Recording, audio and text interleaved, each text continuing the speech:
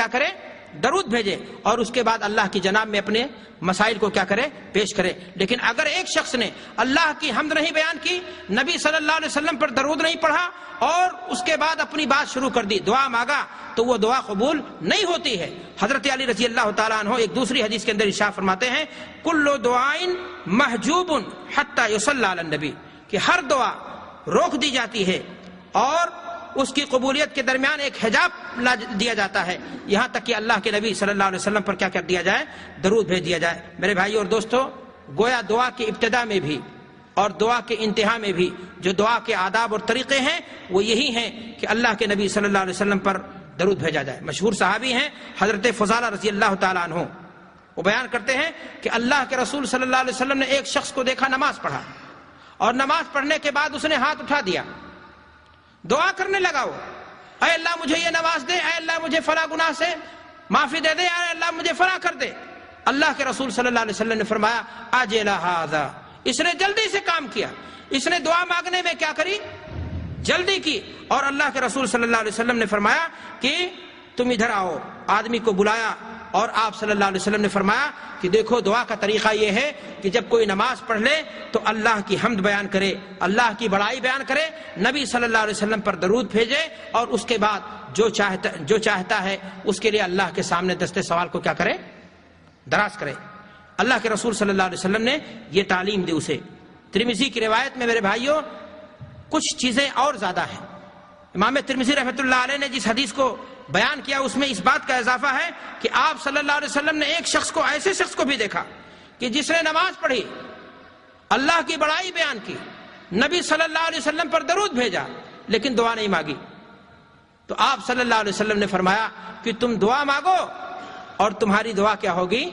قبول کی جائے گی۔ تو میں نے آپ سے کہا جہاں درود پر دھیان رہے، وہیں درود کے بعد جب فائدے کی بات آئے تو وہاں اپنے آپ کو محروم نہیں کرنا چاہیے، بلکہ انسان کو ہر پل کوشش کرنی چاہیے کہ وہ کتاب و سنت کے دائرے میں چلے اور ان تمام فوائد کو حاصل کرنے کی کوشش کرے جو اللہ کے رسول صلی اللہ علیہ وسلم نے اس کے لیے بیان کی ہیں۔ میرے بھائی اور دوستو، میں نے آپ سے کہا کہ اللہ کے رسول صلی اللہ علیہ وسلم پر درود بھیجنے کے جہاں فضائل ہیں، وہیں آپ جانیں کہ اگر کوئی شخص اللہ کے نبی جناب محمد الرسول اللہ صلی اللہ علیہ وسلم پر درود بھیجنے میں کسل مندی سے کام لیتا ہے تو ایسے انسان کو اللہ کے رسول صلی اللہ علیہ وسلم نے بخیل کہا ہے، بخل ہے، یہ کنجوسی ہے، یہ محرومی ہے، یہ کہ ایک انسان اللہ کے رسول صلی اللہ علیہ وسلم کا ذکر جمیل آئے، آپ صلی اللہ علیہ وسلم کا اسم گرامی آئے اور آپ صلی اللہ علیہ وسلم پر درود نہ بھیجے۔ اللہ کے رسول صلی اللہ علیہ وسلم نے حدیث کے اندر ارشاد فرمایا البخیل الذی ذکرت عنده فلم یصلی علی، وہ شخص بخیل ہے جس کے سامنے میرا تذکرہ ہوا، میرا ذکر آیا، میرا نام آیا اور اس کے باوجود بھی اس نے میرے اوپر درود نہیں بھیجا۔ میرے بھائی اور دوستو، آپ مجھے بتاؤ کہ بخیل کا کیا معنی ہوتا ہے؟ بخیل کا معنی ہی یہی ہوتا ہے کہ جو مستحق ہے اس کو اس کا حق وہ نہ دے۔ امت اسلام پر اللہ کے رسول صلی اللہ علیہ وسلم کی کتنے احسانات ہیں۔ اللہ کے رسول صلی اللہ علیہ وسلم کے بارے میں حدیث میں آتا ہے کان دائم الفکر و متواصل الاحزان، امت اسلام کی رشد و ہدایت کے لیے، بھلائی کے لیے اللہ کے رسول صلی اللہ علیہ وسلم فکر میں لگے رہتے تھے۔ قرآن مجید میں اللہ تبارک و تعالیٰ ارشاد فرماتا ہے عزیز علیہ ما عنتم حریص علیکم بالمؤمنین رؤوف الرحیم۔ اللہ کے نبی صلی اللہ علیہ وسلم حدیث کے اندر ارشاد فرماتے ہیں کہ تم آگ سے گھرے ہوئے گڑھے کے کنارے کھڑے ہو اور تم اس میں کودنا چاہتے ہو، لیکن میں تمہاری کمر پکڑ پکڑ کر کے تم کو اس سے الگ کرنے کی کیا کرتا ہوں؟ کوشش کرتا ہوں۔ جس نبی نے دین اسلام کے لیے اتنی ساری مشقتیں برداشت کی، ہمیں ہماری رشد و ہدایت کے لیے، ہماری بھلائی کے لیے ہمیں دین صافی مل جائے، ہمیں توحید کا پیغام مل جائے، جس نبی صلی اللہ علیہ وسلم نے اتنی محنت کی ہے، ایک امتی کا حق اس کے تئیں یہی بنتا ہے میرے بھائیوں کہ وہ اللہ کے نبی صلی اللہ علیہ وسلم کا اسم گرامی آئے تو اس میں بخیلی سے کام نہ لے اور اللہ کے رسول صلی اللہ علیہ وسلم پر درود بھیج کر کے درود کی جو فضیلتیں ہیں، جو اللہ کے رسول صلی اللہ علیہ وسلم نے بیان کی ہیں، ان کو حاصل کرنے کی کوشش کرے۔ میرے بھائی اور دوستو، درود کی فضیلت میں سے ایک چیز ہے کہ درود انسان کو جنت کے راستے پر لگا دیتا ہے، لیکن اگر اللہ کے رسول صلی اللہ علیہ وسلم کا نام آئے اور انسان کسل مندی سے کام لے، سستی سے کام لے، اللہ کے نبی صلی اللہ علیہ وسلم پر درود نہ بھیجے تو اللہ کے نبی صلی اللہ علیہ وسلم فرماتے ہیں کہ ایسا انسان جنت کے راستے پر لگا تھا لیکن وہ جنت کے راستے سے کیا ہو گیا؟ چک گیا۔ اللہ کے نبی جناب محمد رسول اللہ صلی اللہ علیہ وسلم فرماتے ہیں من نسی الصلاۃ علیہ خطأ طریق الجنہ، جو شخص مجھ پر میرا نام آیا اور درود بھیجنا بھول گیا وہ جنت کے راستے سے کیا ہو گیا؟ چک گیا۔ میرے بھائی ایک دوسری روایت میں اللہ کے رسول ان الفاظ میں فرماتے ہیں من ذکرت عنده فخطأ الصلاۃ علیہ خطأ طریق الجنہ، کہ جو شخص میرے نام کے آنے کے بعد ذکر جمیل ہونے کے باوجود بھی میرے اوپر درود بھیجنا بھول گیا، ایسا شخص جنت کے راستے کو چننے میں کیا ہو گیا؟ بھٹک گیا۔ غور فرمائیں کہ اللہ کے رسول صلی اللہ علیہ وسلم درود سے اعراض کرنے والے کو اور اسے بھول جانے والے کو جنت سے دوری اور محرومی کے برابر قرار دے رہے ہیں۔ اللہ کے رسول صلی اللہ علیہ وسلم پر درود بھیج کر کے جنت کی لالچ ایک مومن کا، ایک متبع سنت کا سیوا ہونا چاہیے۔ میرے بھائی اور دوست، اللہ کے نبی جناب محمد رسول اللہ صلی اللہ علیہ وسلم ایک اور حدیث کے اندر ارشاد فرماتے ہیں کہ ایسا انسان جو میرا نام آئے، میرا ذکر جمیل ہو اور اس کے باوجود مجھ پر درود نہ بھیجے، ایسے انسان کی ناک خاک آلود ہو جائے گی۔ اللہ کے رسول صلی اللہ علیہ وسلم نے فرمایا رغم انف رجل ذکرت عنده فلم يصلی علیہ، اس آدمی کی ناک خاک آلود ہو جائے جس کے سامنے میرا ذکر ہوا اور اس کے باوجود اس نے میرے اوپر کیا کیا؟ درود نہیں بھیجا۔ اللہ کے رسول صلی اللہ علیہ وسلم فرماتے ہیں کہ اللہ کے رسول صلی اللہ علیہ وسلم فرماتے ہیں کہ ایسے انسان کی ناک کیا ہو جائے گی؟ خاک آلود ہو جائے گی۔ خاک آلود ہونے سے کنایا ہے میرے بھائی، کس چیز سے کنایا ہے؟ ذلت سے اور اسی طرح سے حقارت سے، کہ میرا نام آئے اور اس کے باوجود بھی وہ شخص اس پر درود نہ بھیجے۔ لیکن میں آپ کو یہاں پر رک کر کے ایک بات بتانا چاہتا ہوں۔ آج ہمارے یہاں میں نے آپ سے کہا ہر چیز میں فیکٹریاں چل رہی ہیں، بدعت کی فیکٹری ہے۔ بہت سارے لوگ ایسے ہیں جو اللہ کے نبی صلی اللہ علیہ وسلم کا نام آتا ہے تو آپ صلی اللہ علیہ وسلم پر درود بھیجنے کے بجائے انگوٹھا چومتے ہیں اور سمجھتے ہیں کہ ہم نے محبت کا حق ادا کر دیا اور ہم نے وہ فضیلت کیا کر لی؟ حاصل کر لی۔ میں آپ کو بتانا چاہتا ہوں ایسا شخص ممکن ہی نہیں، یقین ہے، جو سنت کی خلاف ورزی کرے گا وہ فضیلت پانے کے بجائے معاملہ اس کا الٹا ہوگا، وہ خاک آلود ہو جائے گا اور اس کے ہاتھ میں خسرت دنیا والآخرہ کا معاملہ ہوگا۔ دنیا بھی اس کا نقصان ہو جائے گی اور آخرت میں بھی اس کے لیے نقصان کا سامنا ہوگا۔ اس لیے کہ میرے بھائی اور دوستو، ہمیشہ ایک مسلمان کو چاہیے کہ اتباع سنت کی کرنی چاہیے، کام چاہے دین کا ہو چاہے دنیا کا ہو، درود بھیجنے کا ہو، نماز کے تعلق سے ہو، عقیدے کا ہو، بندگی سے ہو، معاملات کا ہو، سلوکیات کا ہو، ہر چیز میں اللہ کے رسول صلی اللہ علیہ وسلم کی سنت کیا ہے، آپ صلی اللہ علیہ وسلم نے اس بارے میں ہمارے لیے کیا نمونہ چھوڑا ہے، وہی انسان کی کوشش ہونی چاہیے۔ سوال اس بات کا ہے کہ اللہ کے رسول صلی اللہ علیہ وسلم نے صحابہ کرام کو درود کی فضیلت سکھائی، اللہ کے رسول صلی اللہ علیہ وسلم نے درود بھیجنے کا انہیں طریقہ بتایا، اللہ کے رسول صلی اللہ علیہ وسلم نے انہیں درود بھیجنے کی فضیلت بتائی، لیکن کہیں پر یہ ذکر ہے کہ اللہ کے رسول صلی اللہ علیہ وسلم نے فرمایا کہ جب میرا نام آئے تو انگوٹھا چوم لو، اذان ہو رہی ہے، اشہد ان محمد رسول اللہ، آدمی وہاں پر اگر صلی اللہ علیہ وسلم کہتا تو صحیح ہے یا غلط ہے؟ علماء بیٹھے ہیں، ان سے پوچھئے، وہاں پر یہی ثابت ہے، دین یہی ہے کہ آپ انہی کلمات کو کیا کریں؟ لوٹا دیں، آپ وہاں دوسری چیز نہیں کہیں گے۔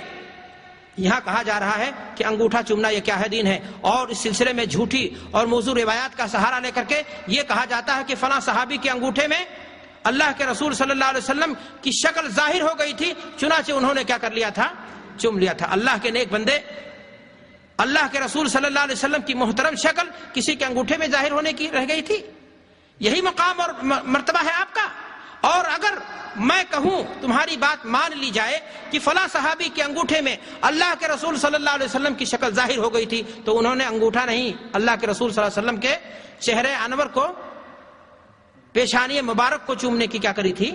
کوشش کی تھی۔ لیکن تمہارے گندے انگوٹھے میں جہاں گندگی اور نامعلوم کیا کیا چیزیں لگی ہیں، اینٹ اور پینٹ اور دنیا بھر کی خرافات، وہاں اس انگوٹھے کو چومنے کی کیا کوشش کرتے ہو؟ اگر چومنا ہے تو تمہیں اس زبان کو، اس منہ کو جا کر کے چومنا چاہیے جہاں سے اللہ کے رسول صلی اللہ علیہ وسلم کا اس میں گرامی لیا گیا ہے، جس نے اذان دی ہے، جس کے منہ سے اللہ کے رسول صلی اللہ علیہ وسلم کا نام نکلا ہے، اگر جا کر کے وہاں کوئی شخص اس منہ کو چومتا تو بات سمجھ میں آتی کہ فرط عقیدت میں ایسا شخص یہ کر رہا ہے۔ میرے بھائی اور دوستو، بھائی ان چیزوں کو رکھو، ابھی بعد میں ہم بتائیں گے ان سوالات کا جواب، بولنے دیجئے۔ میں عرض یہ کر رہا تھا کہ اللہ کے رسول صلی اللہ علیہ وسلم پر درود بھیجنے کے فضائل کے تعلق سے، اور میں اسی پر بس کروں، شیخ کی طرف سے جو ہے اب مجھے وارننگ آ گئی ہے کہ بات کو مختصر کیا جائے اور کی جائے اور لپیٹ دیا جائے۔ میں عرض کر رہا تھا کہ اس سلسلے میں اگر کسی شخص کو اور مزید تفصیل درکار ہے تو علامہ ابن قیم رحمۃ اللہ علیہ کی کتاب بڑی عمدہ، بڑی نفیس ہے۔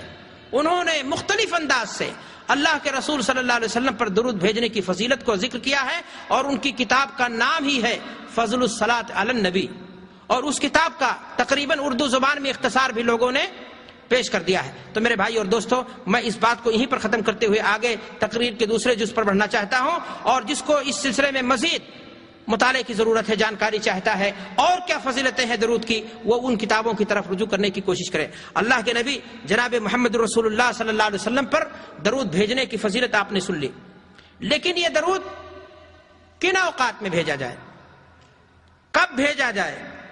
میں آپ سے عرض کرنا چاہتا ہوں کہ ایک انسان زمان و مکان کی قید سے آزاد ہو کر کے جب فرصت ملے اللہ کے نبی صلی اللہ علیہ وسلم پر درود بھیجنے میں اپنے اوقات کو کیا کرے، لگا دے۔ دنیا بھی سنورے گی، پریشانی بھی دور ہوگی، آخرت تو انشاءاللہ پکی ہی ہے۔ لیکن میرے بھائیو اور دوستو، بلا شبہ کچھ اوقات ایسے ہیں جو انسان اگر غنیمت جانے، ان اوقات کو ڈھونڈ کر کے ان میں درود پڑھنے کی، ان میں اللہ کے نبی صلی اللہ علیہ وسلم پر درود بھیجنے کی کوشش کرے، تو بلا شبہ اس بھیجے ہوئے درود کا مقام اور مرتبہ، اجر و ثواب کیا ہو جائے گا، دوبالا ہو جائے گا۔ اس کا اجر و ثواب کیا ہو جائے گا، بڑھ جائے گا۔ اور انہی اوقات میں سے ایک وقت یہ ہے کہ انسان کب بھیجے درود؟ آخری تشہد میں، جو نماز کی حالت میں ہے، وہاں پر آپ کیا کریں، درود بھیجیں۔ یہ افضل ترین اوقات میں سے ہے۔ اور دوسرا وقت یہ ہے کہ انسان نماز جنازہ میں درود پڑھے۔ پہلی تکبیر میں کیا پڑھے گا، سورہ فاتحہ، اور دوسری تکبیر کے بعد کیا پڑھے گا، درود پڑھے گا۔ اللہ کے رسول صلی اللہ علیہ وسلم کی اس سلسلے میں صاف حدیث ہے، ابو امامہ ابن سہل سے روایت ہے، وہ بیان کرتے ہیں کہ ایک صحابی نے انہیں بتایا کہ صلاۃ جنازہ میں یہ مسنون ہے کہ امام تکبیر کے بعد تکبیر کہے، اور پہلی تکبیر کے بعد امام سورہ فاتحہ پڑھے، اور پھر نبی اکرم صلی اللہ علیہ وسلم پر کیا کرے، درود بھیجے۔ مستدرک حاکم اور دوسری دیگر کتاب حدیث کے اندر یہ روایت کیا ہے، موجود ہے۔ تو میں نے آپ سے کہا کہ جب بھی انسان کو فرصت ملے اللہ کے نبی صلی اللہ علیہ وسلم پر کیا بھیجے، درود بھیجے۔ لیکن کچھ اوقات خاص ہیں جن کی تلاش میں، جن کو غنیمت جان کر کے موقع کی تلاش میں انسان کو لگا رہنا چاہیے، اور انہی اوقات میں سے ہے جمعہ کا دن۔ اللہ کے رسول صلی اللہ علیہ وسلم نے فرمایا، ان من افضل ایامکم یوم الجمعہ فیہ خلق آدم وفیہ قبض وفیہ النفخ وفیہ الصعق فاقصروا علی من الصلاۃ فإن صلاتکم معروضۃ علی۔ اللہ کے رسول صلی اللہ علیہ وسلم نے فرمایا کہ جمعہ کا دن ہفتے کے دنوں میں سب سے افضل دن ہے، اور اسی دن میں اللہ تعالیٰ نے آدم کو پیدا کیا، اور اسی دن ان کی روح قبض کی گئی، اور اسی دن قیامت قائم ہوگی۔ اللہ کے رسول صلی اللہ علیہ وسلم نے فرمایا کہ جمعہ کے دن کثرت سے مجھ پر درود بھیجو، اس لیے کہ خصوصیت کے ساتھ اللہ تبارک و تعالیٰ جمعہ کے دن فرشتے کو مامور کرتا ہے، اور اللہ کے نبی صلی اللہ علیہ وسلم پر وہ درود کیا کرتا ہے، وہ پہنچاتا ہے۔ تو ایک انسان کو ہر دن اللہ کے نبی صلی اللہ علیہ وسلم پر، ہر وقت جب بھی فرصت مل جائے اللہ کے نبی صلی اللہ علیہ وسلم پر درود بھیجنا چاہیے۔ لیکن جمعہ کے دن درود بھیجنے کی خصوصی فضیلت حدیث کے اندر میرے بھائیوں وارد ہے، اور اس کو آپ کے سامنے میں نے رکھ دیا۔ میرے بھائیوں اور دوستوں، انہی اوقات میں سے جو اوقات فضیلت کے ہیں، انہی اوقات میں سے اذان کے بعد ہے۔ ایک انسان کو تعلیم دی گئی، اور یہ حدیث تقریباً گزر چکی، میں نے آپ کو بتایا کہ اگر کوئی شخص اذان کو سنتا ہے اور اذان کے الفاظ کو ایکول ٹو جواب دیتا ہے، جہاں فرق ہے وہ فرق ہے، احادیث سے ثابت ہے، اس کو آپ سارے لوگ جانتے ہیں۔ میں نے جہاں بتانا تھا آپ کو وہاں بتایا کہ محمد الرسول اللہ اشہد ان محمد الرسول اللہ پر انسان کو وہی ثابت